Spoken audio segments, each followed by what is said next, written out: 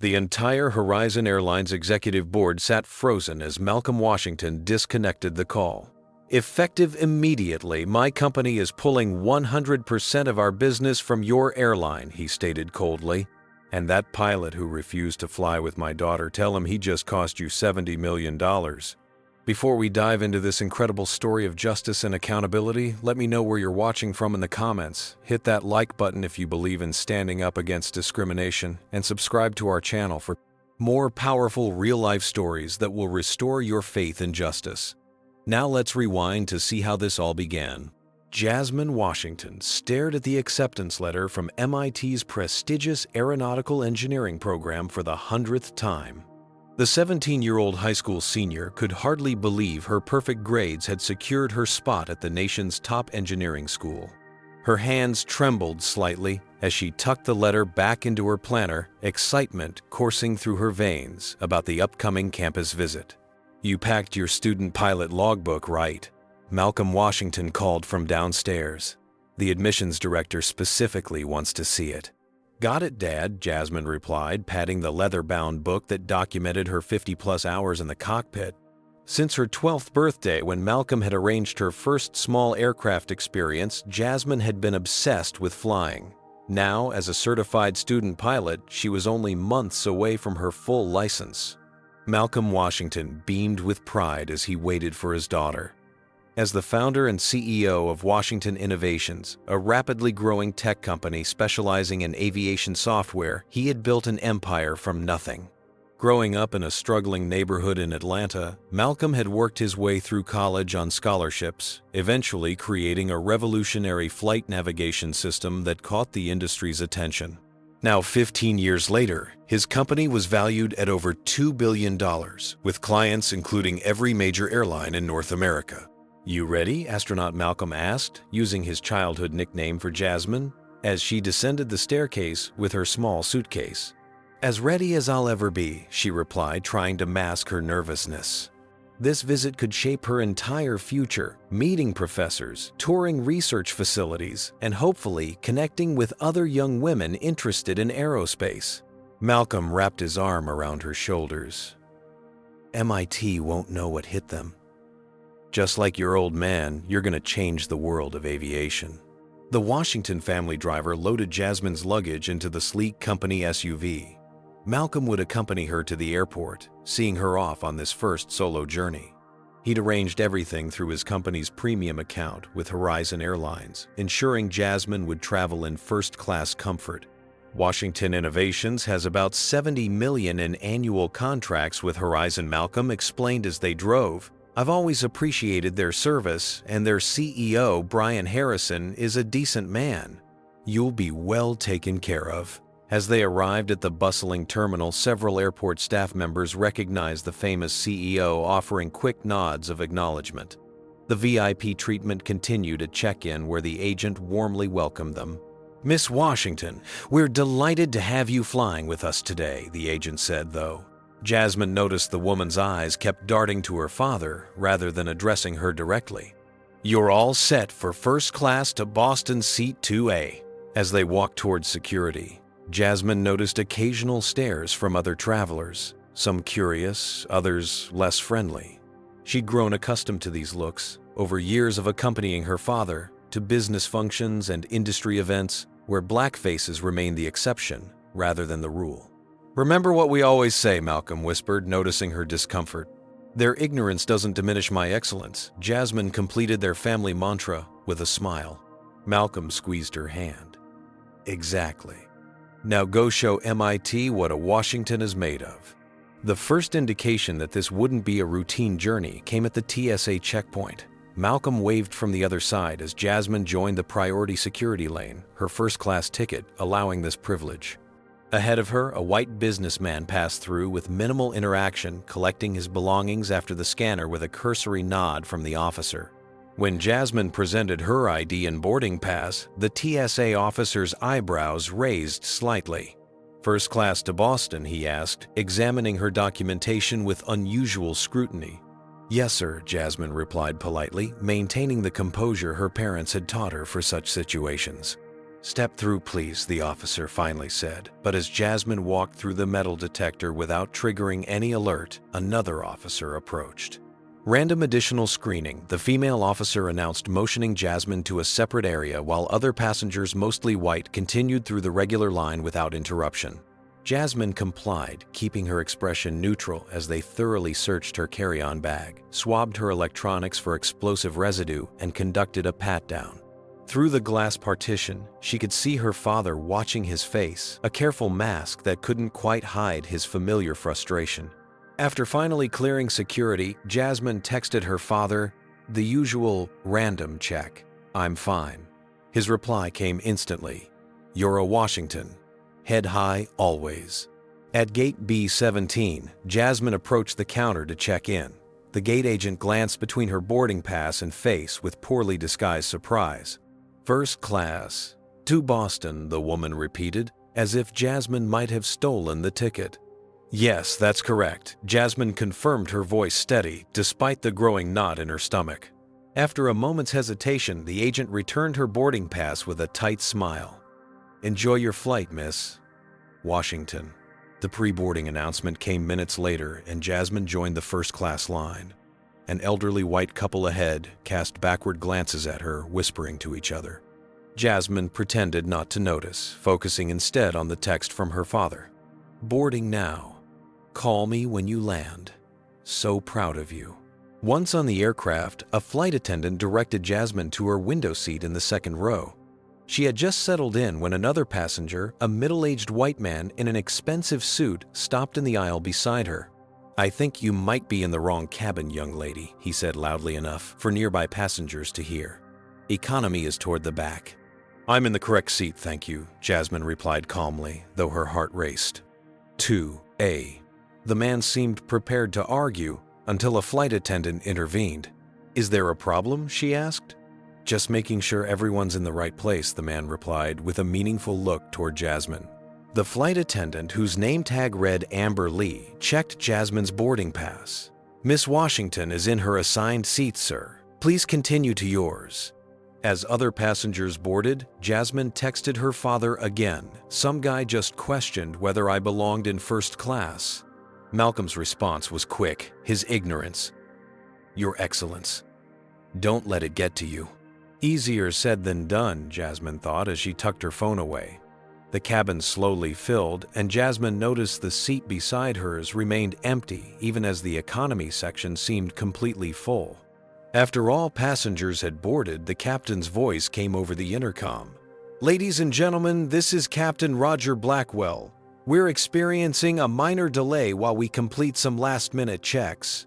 We appreciate your patience and expect to depart shortly." Jasmine settled back, opening her MIT information packet to review the schedule for tomorrow's campus tour. She was highlighting a quantum engineering seminar when Flight Attendant Lee approached her seat. "Miss Washington," she said quietly, "the captain would like to speak with you. Could you come with me, please?" Confused but compliant, Jasmine followed the flight attendant to the front of the aircraft. Outside the cockpit door stood a tall, gray-haired man in a pilot's uniform, his expression stern beneath his captain's hat. "Miss Washington," Captain Blackwell said, his voice clipped. "I need to speak with you outside the aircraft." The jetway felt unnervingly quiet as Captain Blackwell closed the aircraft door behind them. Jasmine stood straight, conscious of her posture, just as she'd been taught in countless situations where she knew she'd be judged differently. "Miss Washington, I understand you're traveling alone today." Captain Blackwell began, his tone suggesting this was somehow problematic. "Yes, sir. I'm visiting MIT," Jasmine replied. "I've been accepted to their aeronautical engineering program." The captain's expression didn't change. "And I also understand you're a student pilot." Jasmine nodded momentarily, encouraged that he knew this detail. "Yes, I have over 50 logged hours. I'm hoping to complete my license this summer before college." "You brought this up with our gate agent," I'm told he continued, his tone shifting to something harder. Only when she asked about my interest in aviation, Jasmine clarified, confusion growing. "Is there a problem, Captain?" Captain Blackwell folded his arms across his chest. "As pilot in command, I'm responsible for everyone on this aircraft. When passengers make claims about being pilots themselves, it raises security concerns. Claims, Jasmine felt her cheeks warm. I don't understand. I simply mentioned my student pilot status in conversation. You also mentioned your father works with our airline, Blackwell continued. Using connections to secure upgraded seats and then discussing piloting abilities sounds like someone trying to gain unauthorized cockpit access. The accusation was so absurd that Jasmine momentarily struggled to respond. My father is Malcolm Washington, CEO of Washington Innovations. We're a corporate client of Horizon Airlines. And I've never requested cockpit access. I was simply answering the gate agent's questions. I'm not familiar with that company, Blackwell dismissed. Do you have some identification beyond your boarding pass? Jasmine produced her driver's license, and after a moment's hesitation, her student pilot logbook. Everything's in order, Captain. I'm just trying to get to Boston for my college visit. Blackwell barely glanced at her documentation.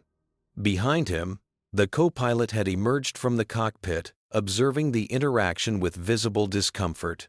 Captain, the younger pilot interjected, we're already running 20 minutes behind schedule. I'm handling a security matter, First Officer Sullivan Blackwell snapped before turning back to Jasmine.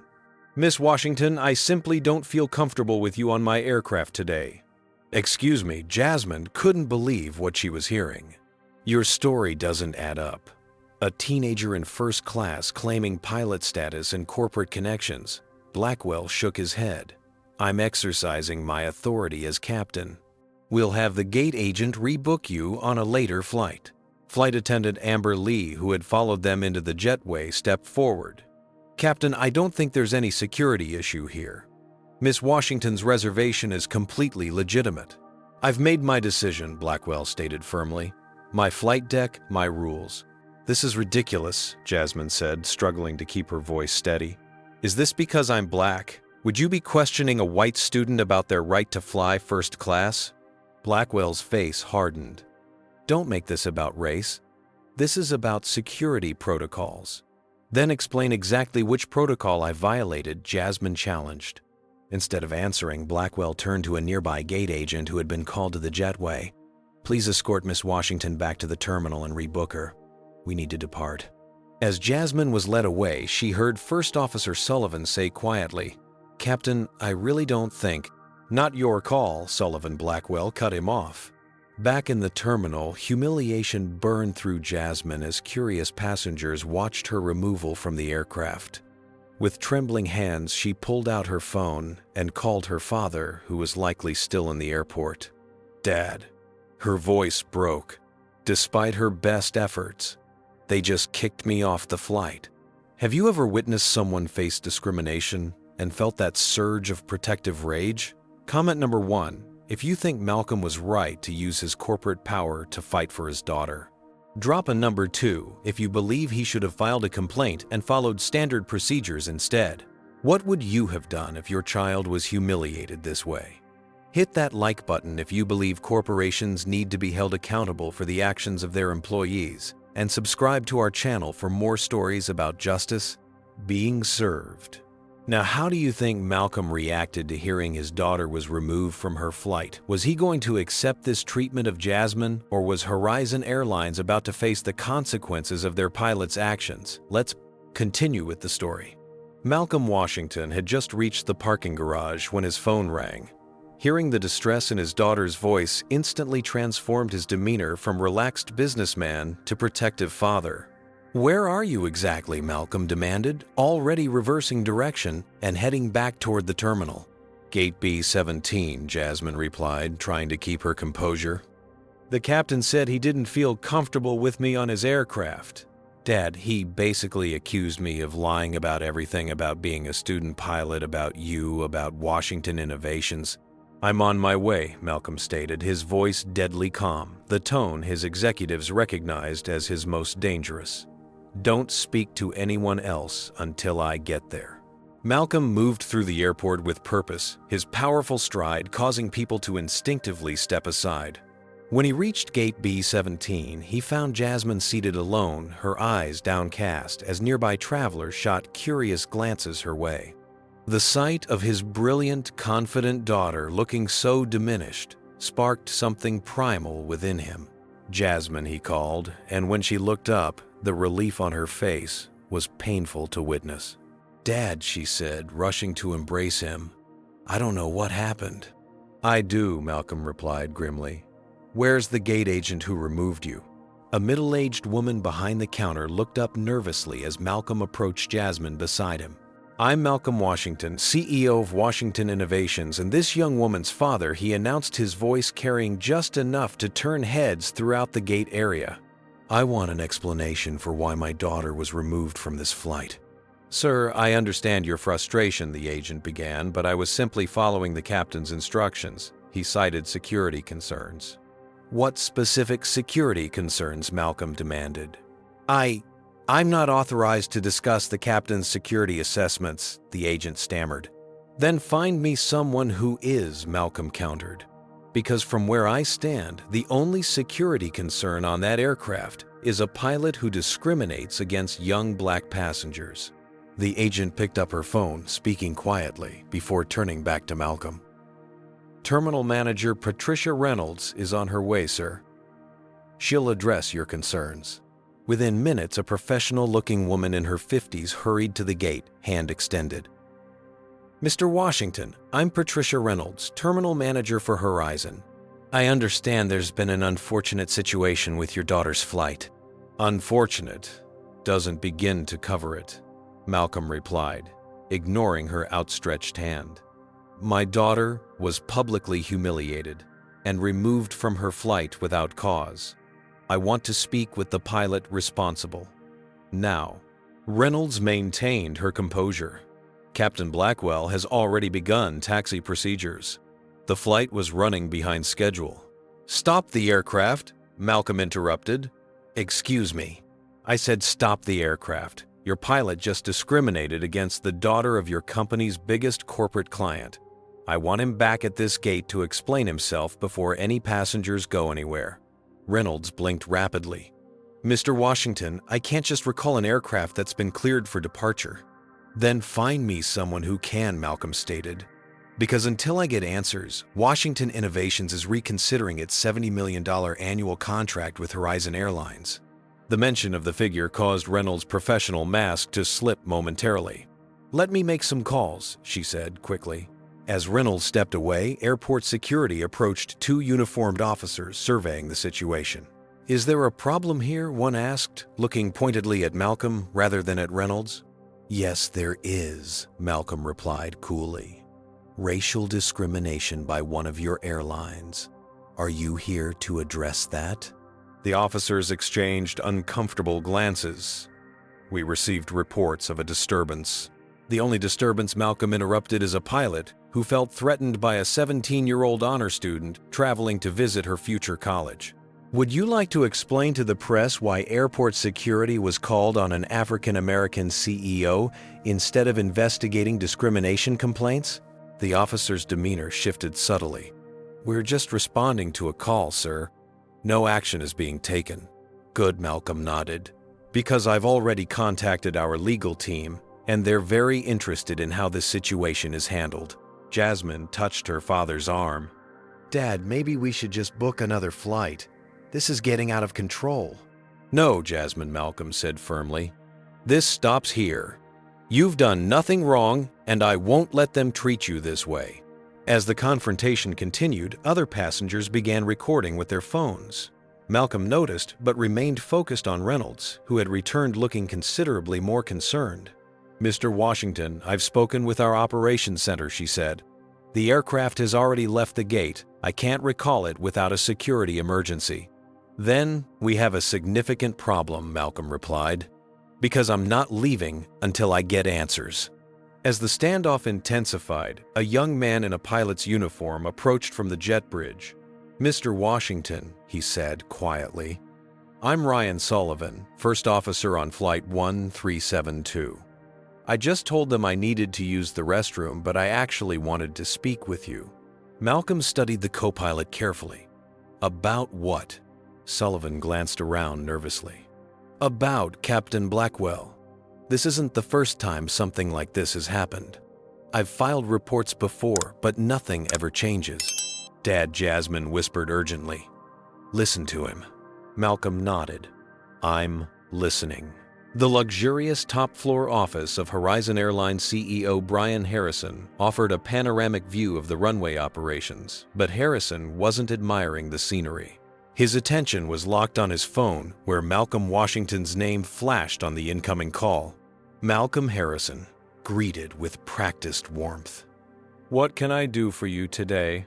Looking to expand our partnership. The coldness in Malcolm's voice erased Harrison's smile immediately.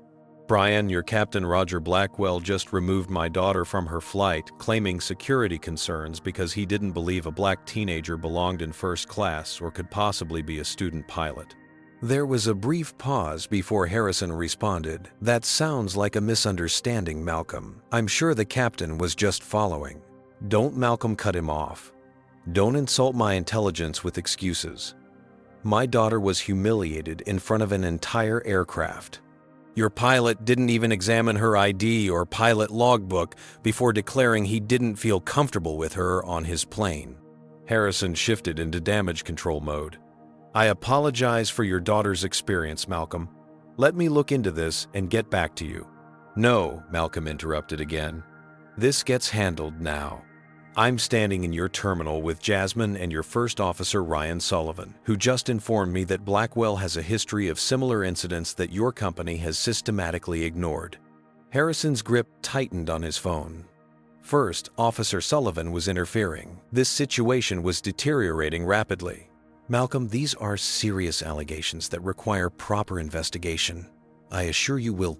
Washington Innovations currently contracts $70 million in annual business with Horizon, Malcolm stated flatly. Every executive travel package, every corporate retreat, every client transportation arrangement we handle goes through your airline. The implied threat hung heavy in the silence that followed. What are you asking for? Malcolm Harrison finally asked. Immediate suspension of Captain Blackwell pending investigation. A formal apology to my daughter from your company, and a comprehensive review of your discrimination policies, Malcolm listed. You have 1 hour to decide if our business relationship continues. You can't just ground a captain without due process, Harrison protested. There are union regulations, protocols. 1 hour, Malcolm repeated. Or I call every major business publication to explain why Washington Innovations is pulling $70 million from Horizon Airlines effective immediately. After disconnecting, Harrison immediately summoned his executive team. Within minutes, his office filled with anxious faces, the Chief Operating Officer, Legal Counsel, Head of Public Relations, and Human Resources Director, all awaiting direction. We have a situation, Harrison began. Malcolm Washington is threatening to pull Washington Innovations' entire contract over an incident involving his daughter and Captain Blackwell. The executives exchanged alarmed glances. The COO spoke first. Washington Innovations represents nearly 8% of our corporate business. Losing them would impact our quarterly earnings significantly.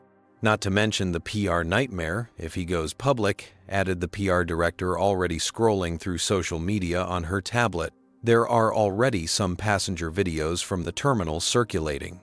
Number, Horizon discrimination is starting to trend. Harrison turned to his legal counsel. What's our exposure here? The attorney's expression was grim. If what Washington describes is accurate, and if Sullivan confirms a pattern of behavior, substantial. Discrimination lawsuits are costly even when you win, devastating when you lose. What do we know about Blackwell's record? Harrison asked the HR director. She hesitated before answering. There have been complaints. 3 formal ones in the past 18 months, all filed by minority passengers who felt unfairly treated. The incidents were investigated but deemed inconclusive. All inconclusive, Harrison's voice rose. 3 separate complaints against the same pilot were all dismissed. He's been with the company 27 years, the HR director defended weakly. His union representation is very thorough. Harrison paced the length of his office. And Sullivan, what's his record? Exemplary, the HR director replied. 4 years with us after military service, no disciplinary issues. The PR director looked up from her tablet. Sir, the videos are gaining traction. Several civil rights organizations have already shared them. We need to respond quickly. Harrison stared out at the runway, watching a Horizon aircraft take off.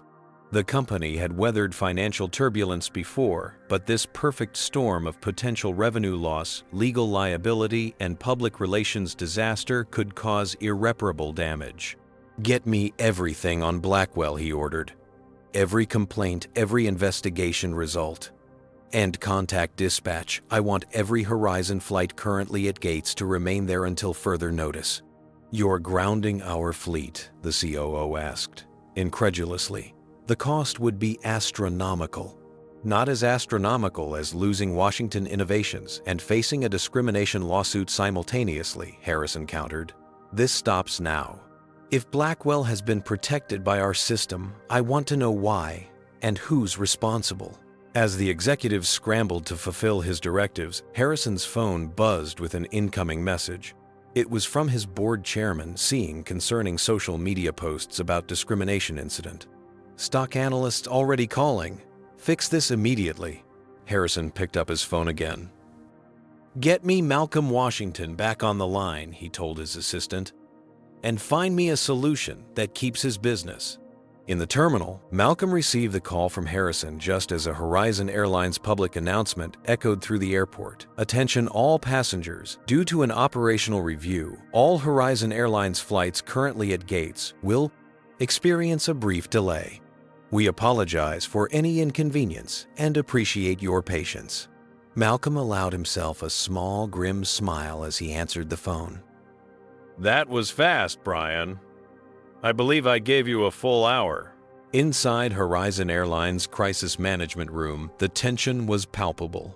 8 executives sat around a polished conference table, faces illuminated by the harsh glow of their laptops as they assessed the rapidly deteriorating situation. On the wall-mounted screens, social media metrics showed number Horizon discrimination climbing to the number 3 trending topic nationally. "Our stock is already down 3% in after-hours trading," the chief financial officer reported grimly. "Institutional investors are calling for explanations." Brian Harrison rubbed his temples, feeling the beginnings of a migraine. "What's the immediate financial impact of the temporary ground stop?" The COO consulted her tablet. "Approximately $2 million in direct costs if we resume operations within the hour. Customer compensation claims will push that higher." "And if we lose Washington Innovations as a client," Harrison pressed. The CFO didn't need to check his figures. $70 million annually in direct revenue. But the ripple effect would be worse. They handled tech partnerships for dozens of Fortune 500 companies who might follow their lead. Harrison turned to his head of legal, who was reviewing documents with increasing alarm. "What did you find in Blackwell's file?" The attorney looked up, her expression troubled. "It's worse than we thought. Not just 3 complaints, there are 11 documented incidents over the past 5 years, all involving passengers of color." 11, Harrison's voice rose sharply. "How was this not escalated to my level?" "The system," the HR director began hesitantly. "Complaints were handled at the regional level." Blackwell's union representative successfully argued that passenger perceptions weren't proof of discriminatory intent, and his performance evaluations from other metrics were always excellent. Harrison slammed his hand on the table. "So we've been enabling a pilot with a clear pattern of discriminatory behavior because he completes his paperwork properly." The PR director interrupted her attention on her laptop. "Sir, we have another problem. Captain Blackwell just gave an impromptu interview to a passenger who's a journalist for Air Travel Monthly. It's already online." She turned her computer around, showing a video of Captain Blackwell standing near a gate in Boston, still in uniform. "I've been flying for 27 years, Blackwell was saying defensively. "I make split-second safety decisions every day. This wasn't about race, it was about maintaining cockpit security." When someone claims aviation knowledge and special connections to the airline, that raises red flags. But the passenger was a 17-year-old girl, With documented student pilot status, the interviewer pressed. Documentation can be falsified.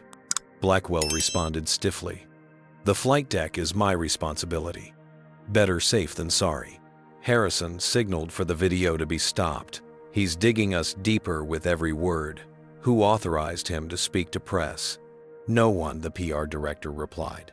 He did this on his own initiative. Harrison turned to his chief operating officer.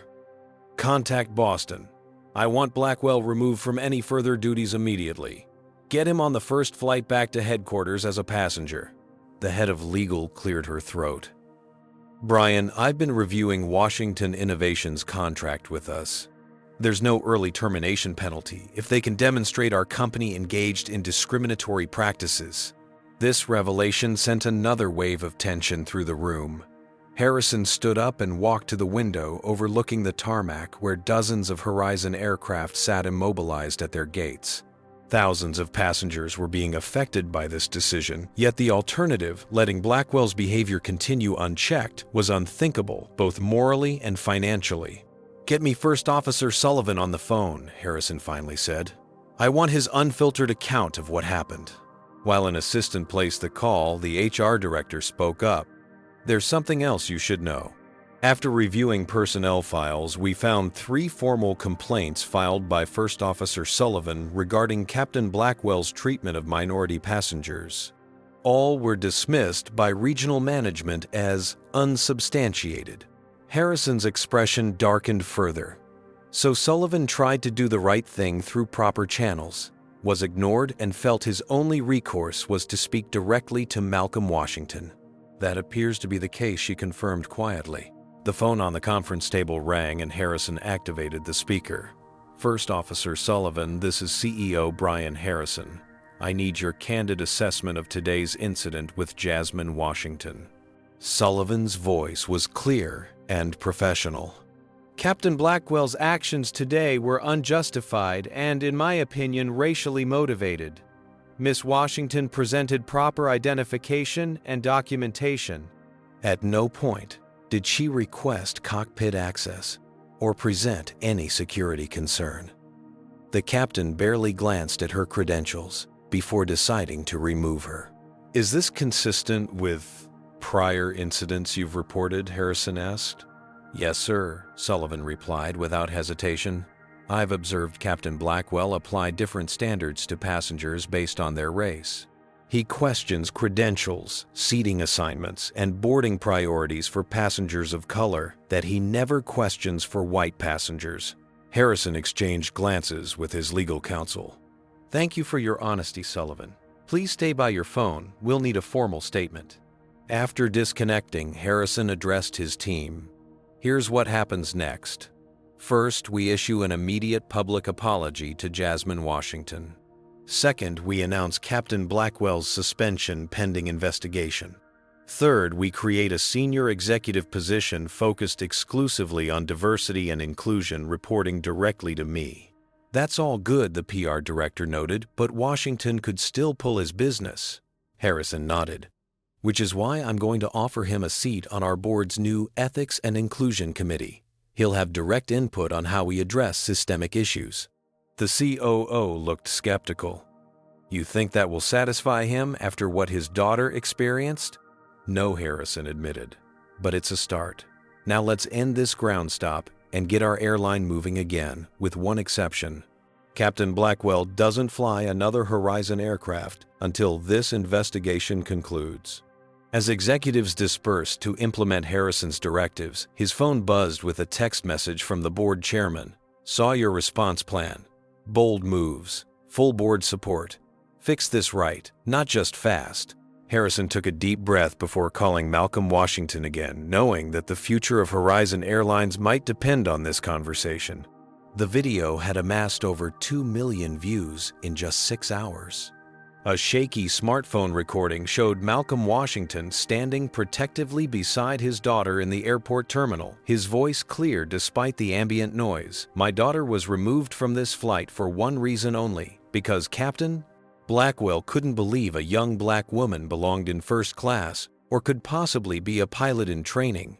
The footage hastily captured by another passenger had ignited a firestorm across social media platforms. Number Horizon discrimination had evolved into Number Ground Horizon and Numbered Justice for Jasmine, with thousands sharing similar experiences of discrimination in air travel. In her family's living room, Jasmine watched the online reaction with a mixture of validation and discomfort.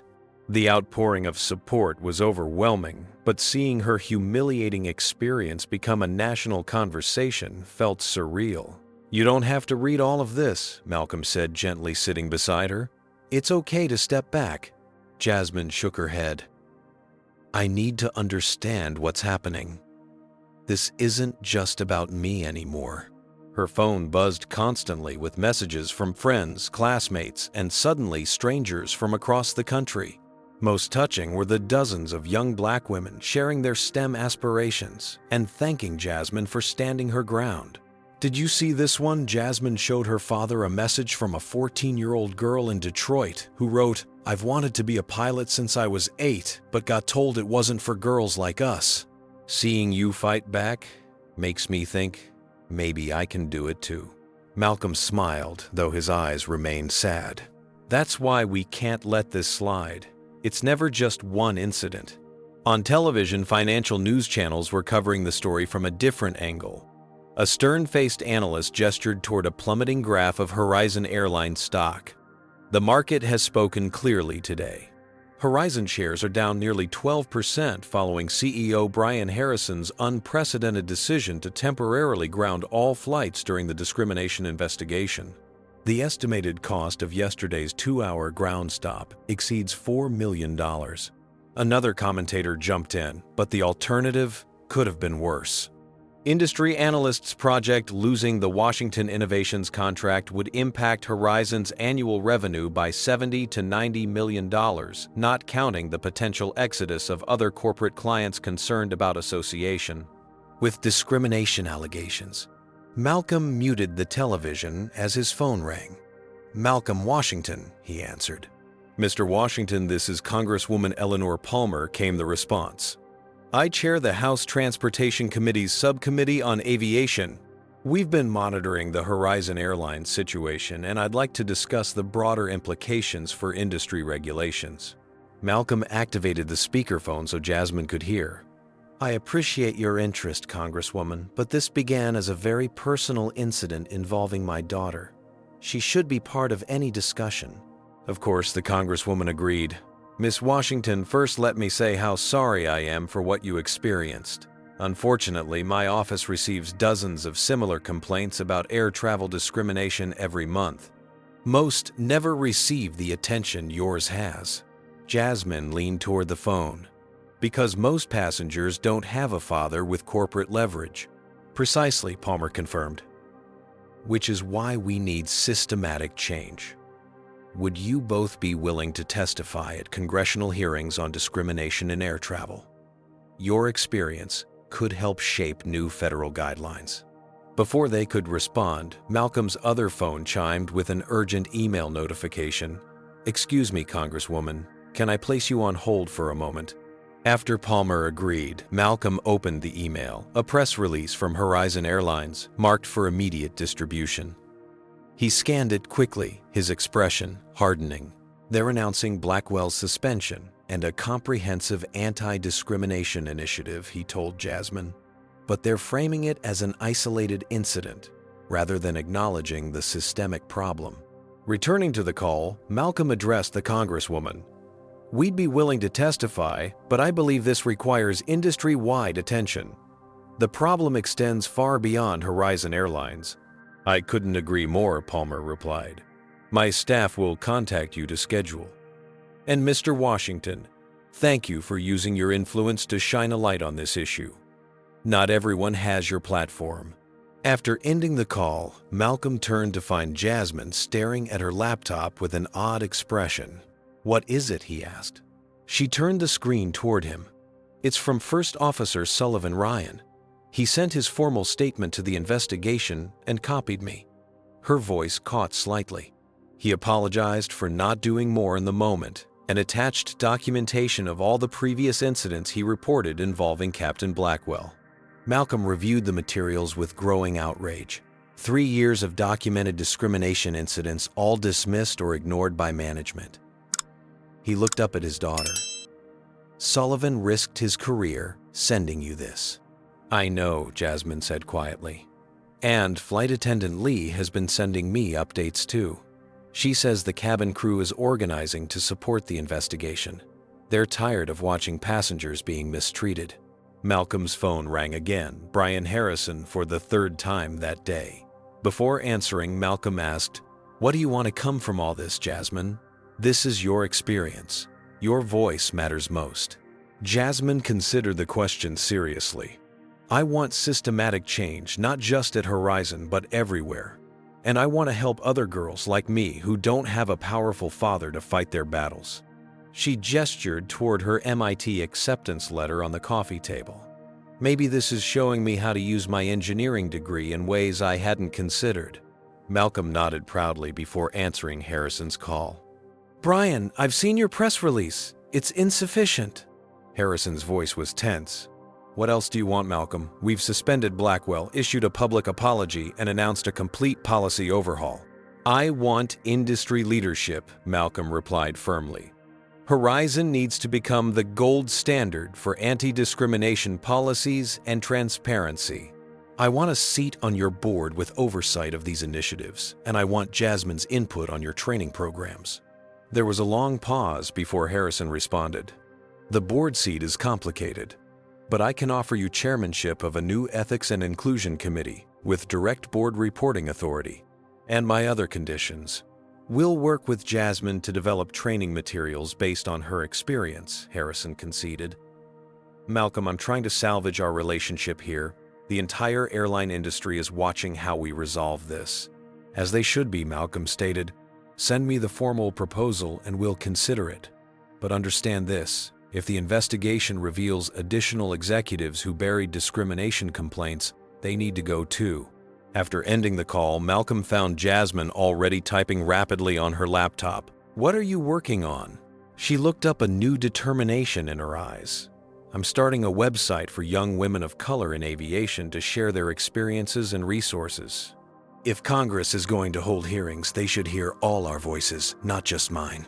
Malcolm watched his daughter with a mixture of pride and sadness, knowing that her innocence had been damaged, but her purpose strengthened. The fight was far from over, but something powerful had been set in motion. Across town in Horizon's headquarters, Brian Harrison stared at the draft of a company-wide memo titled Transformational Change Initiative. The opening line read, "Today marks a turning point in Horizon Airlines history, one that begins with acknowledging our failures and committing to genuine, measurable improvement." He began to type, knowing the entire industry was indeed watching. The large conference room at Horizon Airlines headquarters buzzed with nervous energy as Brian Harrison took his position at the podium. Behind him, a diverse group of executives occupied a long table, the newly formed leadership team tasked with implementing what the industry press had dubbed the most comprehensive anti-discrimination overhaul in aviation history. Good morning, Harrison began facing the assembled journalists, industry representatives, and civil rights leaders. 60 days ago, Horizon Airlines failed Jasmine Washington. We failed to respect her dignity, we failed to honor her rights as a passenger, and we failed to live up to our own stated values. The CEO's unusually direct acknowledgement created a ripple of surprise throughout the room. Corporate apologies typically buried admissions of wrongdoing beneath layers of careful language. Today, we're announcing the results of our internal investigation and the permanent changes we're implementing, Harrison continued. First, Captain Roger Blackwell has been terminated from Horizon Airlines following overwhelming evidence of a pattern of discriminatory behavior. Harrison gestured toward the screens behind him, which displayed the key findings of the investigation. Our review identified 14 documented incidents over 6 years in which Captain Blackwell applied different standards to passengers based on their race. More disturbingly, we discovered that these complaints were systematically downgraded by certain members of regional management. A slide appeared showing organizational changes. 3 regional directors have been removed for failing to properly address discrimination complaints. We've created a new executive position, Chief Diversity Officer, with direct reporting to me and independent investigative authority. The next slide showed a woman with a warm smile and impressive credentials. I'm pleased to introduce Dr. Gabriela Martinez, formerly of the Civil Rights Division of the Justice Department, who will serve as our first CDO with full executive powers. Dr. Martinez nodded acknowledgement as Harrison continued. Every Horizon employee, from baggage handlers to pilots to executives, will complete our new comprehensive training program, developed in consultation with leading civil rights organizations, and he paused meaningfully with input from Jasmine Washington herself.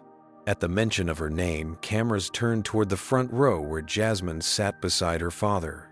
At 17, she looked both younger than her years and somehow older, the weight of her experience visible in her composed demeanor. Harrison shifted to the economic initiatives. Horizon is establishing a $1 million scholarship fund for underrepresented minorities pursuing careers in aviation named in honor of Jasmine Washington. Additionally, we're creating paid internship opportunities, specifically targeting students from communities underrepresented in our industry. The announcements continued for nearly 40 minutes, outlining policy changes, accountability mechanisms, and industry commitments. When Harrison finally opened the floor for questions, the first came from Aviation Weekly's senior correspondent. Mr. Harrison, these changes represent significant investment. How do you respond to shareholders concerned about the impact on Horizon's bottom line? Harrison didn't hesitate. Discrimination is not only morally wrong, it's bad business. The immediate costs of these initiatives are far outweighed by the long-term benefits of building a truly inclusive culture. Our stock has already recovered from its initial drop, and corporate bookings are up 12% since we announced our commitment to change. Another reporter directed a question to Malcolm Washington. Mr.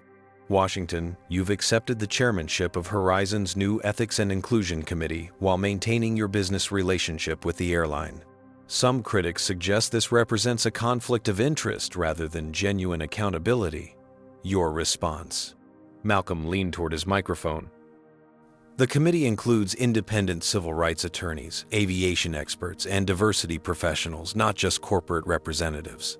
Our proceedings are transparent, our recommendations are public, and our authority is real. I accepted this role because meaningful change requires sustained pressure from both outside and within. The most poignant moment came when a reporter from Black Enterprise asked Jasmine directly about her feelings toward the airline. Watching these changes unfold has been validating, she answered thoughtfully. But the real test will come in how Horizon treats the next young Black passenger who doesn't have a father with corporate influence. True transformation isn't measured by press conferences, but by everyday experiences. After the media event, Jasmine and Malcolm met privately with First Officer Ryan Sullivan, recently promoted to captain following Blackwell's termination. I wanted to thank you personally, Sullivan told Jasmine. Your courage changed this company in ways I've been trying to accomplish for years. You risked your career to speak up, Jasmine replied. Not many would have done that. Sullivan shook his head.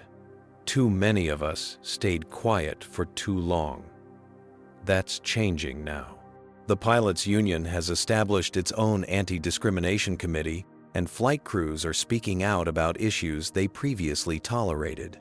Flight attendant Amber Lee, now serving as cabin crew representative to the ethics committee, joined them. The culture shift is remarkable, she confirmed. Employees who previously feared reporting incidents now feel empowered to come forward. As they prepared to leave, Brian Harrison approached with Dr. Martinez. Malcolm, Jasmine, before you go, there's something you should see. He led them to the company's operations center, a vast room where flights worldwide were monitored on massive digital displays. At Harrison's signal, a supervisor activated a special screen showing a live feed from a Horizon aircraft. This is the inaugural flight of our updated training program, Harrison explained. Every crew member has completed the new diversity protocols. The camera showed a diverse flight crew welcoming passengers aboard, including a young Black girl wearing pilot wings on her jacket. The captain knelt to her level, explaining features of the aircraft with evident enthusiasm. That's Captain Wilson Lee explained. She's one of our few black female pilots. We're making sure she's visible as a mentor to our young passengers interested in aviation. Jasmine watched the interaction, emotion flickering across her face. That could have been me 10 years ago. It still can be you, Malcolm reminded her gently. This experience doesn't define your future unless you choose for it to. Harrison turned to them with uncharacteristic vulnerability. I know these changes don't erase what happened, but I hope they represent a genuine commitment to doing better. Jasmine considered his words carefully before responding. True change isn't a destination, it's an ongoing journey. The real test will be what Horizon looks like 5 years from now, not just during this moment of scrutiny. As they left the building, Jasmine paused to watch a Horizon aircraft take off against the setting sun. The company had painted a new slogan across its fleet, "Rising Together." Whether those words represented genuine transformation or merely clever marketing remained to be proven through consistent action rather than promises. For now, though, something significant had shifted not just at one airline, but across an industry finally forced to confront its uncomfortable truths. 6 months had transformed everything. Jasmine Washington stood at the edge of MIT's campus autumn leaves, swirling around her feet as she gazed up at the aerospace engineering building where she now spent most of her days. The prestigious university had always been her dream, but she'd never imagined arriving as something of a celebrity. Miss Washington called Professor Elaine Chen hurrying across the quad. The dean wanted me to remind you about tomorrow's aviation industry panel. As our most famous freshman, your participation is particularly valued. Jasmine smiled. I'll be there. I've finished preparing my remarks on inclusive design principles in cockpit interfaces. Excellent, Professor Chen replied. The industry representatives are especially eager to hear your perspective. As the professor departed, Jasmine checked her phone. 3 new messages waited, one from her father, one from Captain Ryan Sullivan, and one from Gabriela Martinez, Horizon's Chief Diversity Officer. Her life now straddled 2 worlds, that of an engineering student and that of an unexpected civil rights advocate. Malcolm's message included a photo from that morning's board meeting at Horizon Airline's headquarters. The caption read, "Just unanimously approved expansion of scholarship program to 20 recipients annually. Proud of what you started." Since accepting the Ethics and Inclusion Committee chairmanship, Malcolm had leveraged his corporate influence to push for unprecedented changes across the airline industry. What began as one airline's crisis response had evolved into a sector-wide reckoning with its troubled history of discrimination. Sullivan's message was more personal. First mentorship flight with high school students completed. 4 young women of color interested in aviation careers. Your program is making a difference. The initiative Sullivan referenced, Future Wings, had been Jasmine's creation born during those tumultuous days following the incident. Using seed funding from both Washington Innovations and Horizon Airlines, the program connected minority students with pilots for mentorship, flight experience, and career guidance. Martinez's message contained statistics. 6-month progress report. Discrimination complaints down 64%. Minority passenger satisfaction up 41%. Employee diversity in leadership positions up 18%. Real change happening. Thank you. Jasmine tucked her phone away as she entered the engineering building. Her schedule today included advanced physics calculus and the student club she'd founded, Black Women in Aerospace, which had already grown to 30 members across multiple universities via virtual chapters. As she settled into the lecture hall, Jasmine reflected on how differently things might have gone. If her father hadn't possessed corporate leverage, if Sullivan hadn't risked his career to speak up, if social media hadn't amplified her experience, would anything have changed? The question troubled her, knowing countless others faced similar discrimination without such advantages. That evening, Jasmine's phone rang while she studied in her dorm room. "Hey, astronaut," Malcolm greeted when she answered. "How's campus life?" "Busy," she replied. "Sometimes I wonder if I should defer some of these speaking engagements to focus on my coursework." "Your choice," Malcolm said. "Though I suspect you're excelling at both." Jasmine smiled. Her father knew her too well. She was maintaining a perfect GPA despite her advocacy work. How was the Horizon board meeting? Productive. Harrison is surprisingly committed to making this transformation stick. The quarterly diversity metrics are now tied to executive compensation, and they've hired 68 new employees from underrepresented groups into leadership tracks. And Captain Blackwell, Jasmine asked, she rarely spoke of him, but sometimes wondered about the man whose actions had catalyzed such widespread change. Malcolm hesitated, still pursuing his wrongful termination lawsuit, though his legal team has suggested settlement after 3 witnesses came forward with additional incidents. The FAA is reviewing his pilot certification following evidence that he falsified reports. Jasmine absorbed this information without comment. She'd never wished for Blackwell's destruction, only accountability and change to prevent others from experiencing what she had. There's something else, Malcolm continued. The congressional hearing is scheduled for next month. The Transportation Committee wants both of us to testify about industry-wide discrimination issues. I'll be there, Jasmine confirmed. The congressional interest had expanded beyond her individual case to examine patterns across airlines leading to proposed federal legislation establishing new civil rights protections for passengers.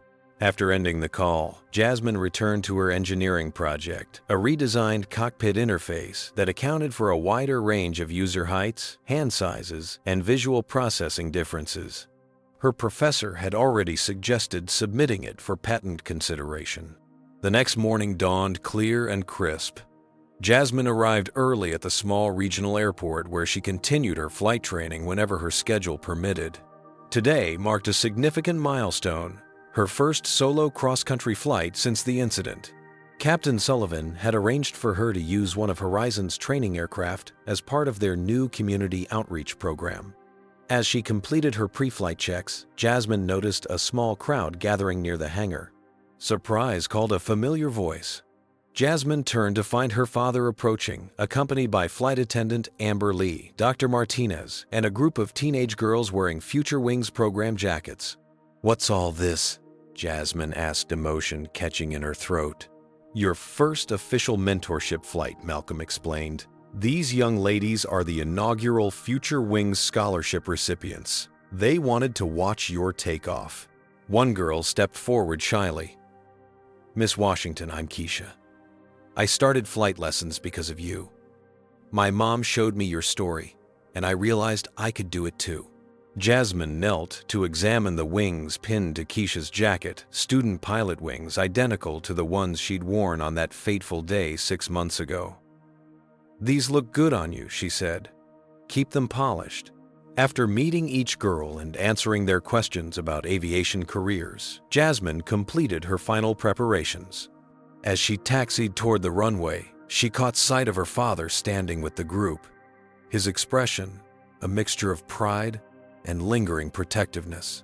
The controller's voice came through her headset. "Cessna 172 November 34 Whiskey, you are cleared for takeoff." "Roger that," Jasmine responded professionally. "November 34 Whiskey, cleared for takeoff."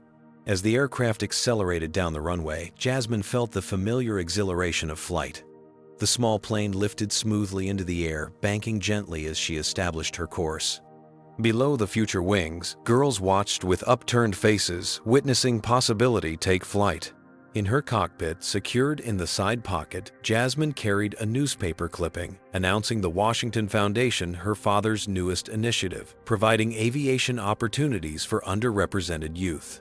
The headline read, "From Discrimination to Destination, How One Incident Changed an Industry." The aircraft climbed steadily through clear skies as Jasmine checked her instruments. The horizon stretched infinitely before her, a fitting metaphor for the unexpected journey that had transformed a painful incident into a platform for change, not just for herself, but for all those who would follow. This story powerfully illustrates how systemic discrimination persists when good people remain silent.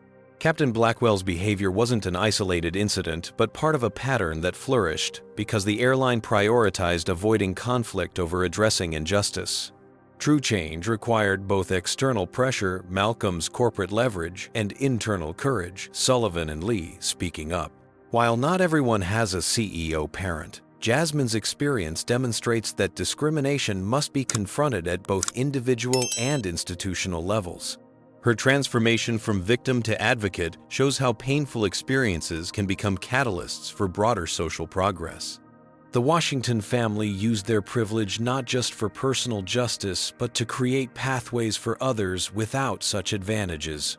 Perhaps most importantly, Horizon Airlines' eventual response proves that meaningful change is possible when organizations take responsibility rather than hiding behind excuses. By acknowledging wrongdoing, implementing accountability measures, and committing to ongoing improvement, they transformed a crisis into an opportunity for genuine progress.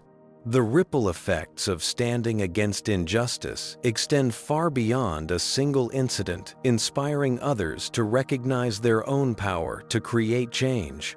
What would you do if you witnessed discrimination in a public setting? Would you speak up like Captain Sullivan? Or would fear of consequences keep you silent? Have you ever experienced discrimination similar to Jasmine's? Share your thoughts in the comments below. If this story resonated with you, please hit the like button and subscribe for more powerful stories of courage and justice. Share this video with someone who needs to be reminded that speaking truth to power can create lasting change. Thank you for watching, and remember, in the fight against discrimination, silence benefits the oppressor, not the victim.